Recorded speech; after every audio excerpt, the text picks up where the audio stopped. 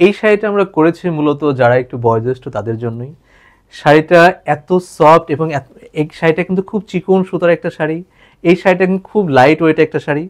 আমি পুরো শাড়িটা দেখাচ্ছি, এর কালার কম্বিনেশন থেকে শুরু করে প্রতিটা জিনিস কিন্তু যারা একটু বয়োজ্যেষ্ঠ আছেন তাদের জন্য কথা মাথায় রেখেই কিন্তু আমি শাড়িটা করেছি। শাড়িটার কালার কম্বিনেশন, ডিজাইন সব কিছুই সুন্দর। শাড়িটা দেখেন, আমি পুরো শাড়িটা দেখাচ্ছি। এই হচ্ছে শাড়িটার আঁচলের পোর্শন। এটা পুরো আঁচলটা এমন পাওয়া যাবে। তারপরে আমরা যদি আসি পুরো জমিনে, এই হচ্ছে আঁচলের পর থেকে জমিনটা এমন থাকবে, কিন্তু অল ওভার জমিনটা এমন না। এই হচ্ছে পুরো জমিনটা, এভাবে পুরো জমিনটা থাকবে। এবং স্টার্টিংয়ে গিয়ে এই শাড়িটা আপনারা এরকম প্লেন পেয়ে যাবেন। এরপরে শাড়িটার প্রাইস বলে দিচ্ছি। প্রাইসটা খুবই রিজনেবল প্রাইস, সাড়ে 12 হাতের একটা শাড়ি। শাড়িটা এত সুন্দর কালার কম্বিনেশন, এবং এটা কিন্তু একদম সফট।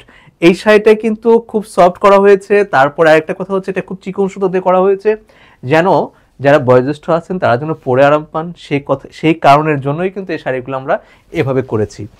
এই হচ্ছে অল ওভার শাড়িটা, এটা হচ্ছে জমিনের পার্ট, আর এটা হচ্ছে আঁচলের পোর্শন।